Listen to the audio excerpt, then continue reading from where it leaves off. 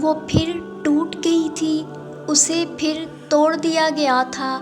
ہر دفعہ جب وہ ٹوٹتی تھی اسے یہی لگتا تھا کہ یہ اس کے کسی گناہ کی سزا ہے۔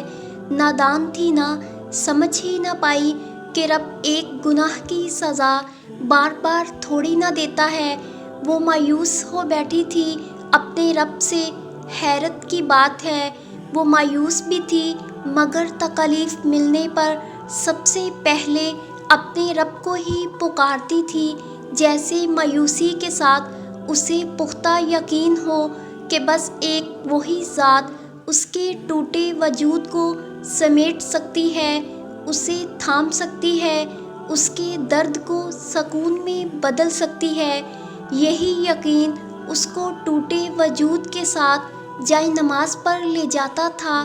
وہ سوچتی تھی کہ اگر اس کا رب اس سے خفا ہے تو وہ کیسے ہر دفعہ جائے نماز پر پہنچ جاتی ہے، کیونکہ اس نے سن رکھا تھا جب وہ ناراض ہو تو بھوکا نہیں سلاتا بلکہ سجدوں کی توفیق نہیں دیتا۔ وہ تکلیف تو اشارہ تھا بس اس کے رب کی طرف سے، وہ جسے سزا سمجھتی تھی وہ تو راستہ تھا، ایک وسیلہ تھا اپنے رب کو پا لینے کا۔ اللہ جب کسی کو بہترین سے نوازتا ہے تو پہلے اسے بدترین سے گزارتا ہے۔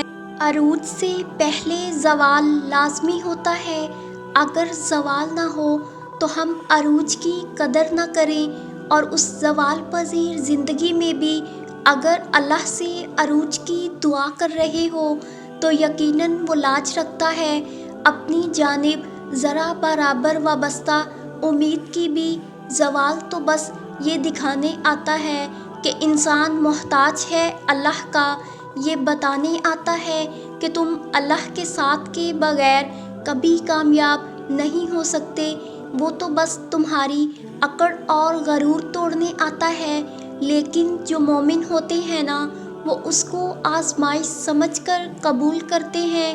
مومن مایوس نہیں ہوتے، مومن اللہ پر یقین رکھتے ہیں اور دعا کرنا کبھی نہیں چھوڑتے، امید کبھی نہیں چھوڑتے، کیونکہ انہیں پتہ ہوتا ہے کہ پہلے ہمیشہ مشکل آتی ہے پھر آسانی آتی ہے، اور انہیں یہ بھی پتہ ہوتا ہے کہ اللہ ہماری مشکل کا حل مشکل سے پہلے ہی بنا چکا ہوتا ہے۔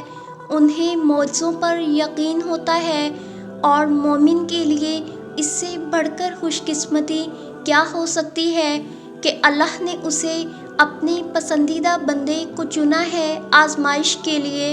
تمہارے دکھ کی ہر ایک داستان صفحۂ تقدیر پر درج ہے، جو نہ تو تمہارے رب سے چھپی ہوئی ہے اور نہ وہ تمہارے غموں سے بے خبر ہے۔ تم اپنے حصے کی محنت جاری رکھو، اجر تو اللہ پاک نے دینا ہے، اور تم دیکھنا بے شک وہ تمہیں اس سے بھی بہتر نوازے گا جو تم نے اس کی خاطر قربان کیا۔ تمہارا رب تو ایسا ہے کہ نہ اسے نیند آتی ہے نہ اونگ، پھر وہ تمہیں ستانے والی چیزوں سے انجان کیسے ہو سکتا ہے؟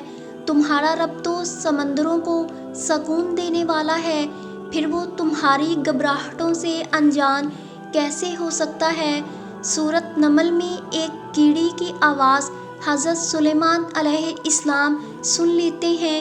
تمہارا رب تو سلیمان علیہ السلام کا بھی رب ہے، پھر وہ تمہاری صداؤں سے انجان کیسے ہو سکتا ہے؟ ہر چیز کا جب ایک وقت مقرر ہے، کوئی منہ سے چھین کے لے جا سکتا ہے مگر نصیب سے نہیں۔ تمہارے نصیب کی بارش کسی اور چھت پہ برس جائے، یہ کیسے ہو سکتا ہے؟ وہ رب تو پتھر میں کیڑے کو بھی رزق دینے پہ قادر ہے، پھر تمہارے لیے وہ کوئی رستہ نہ بنائے، یہ کیسے ہو سکتا ہے؟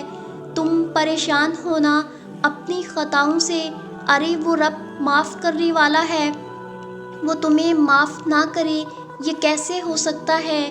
یہ محرومیاں تمہیں خساروں کی طرف نہ لے جائیں، اسی بات سے پریشان ہونا، ارے وہ تمہارا بہترین وارث ہے۔ اس رب کے ہوتے ہوئے تم یوں ضائع ہو جاؤ، بتاؤ یہ کیسے ہو سکتا ہے؟ قرآن میں ایک آیت میں اللہ پاک فرماتے ہیں، ان قریب آپ کا رب آپ کو کچھ ایسا عطا کرے گا جس سے آپ راضی ہو جائیں گے۔ اگر آج آپ یہ آیت پڑھ رہے ہیں تو یہ آپ کے لیے ایک نشانی ہے۔ آیت کا مطلب ہی نشانی ہوتا ہے۔ اللہ تعالیٰ بنا کسی وجہ کے ہمیں اپنی آیت نہیں پڑھواتا۔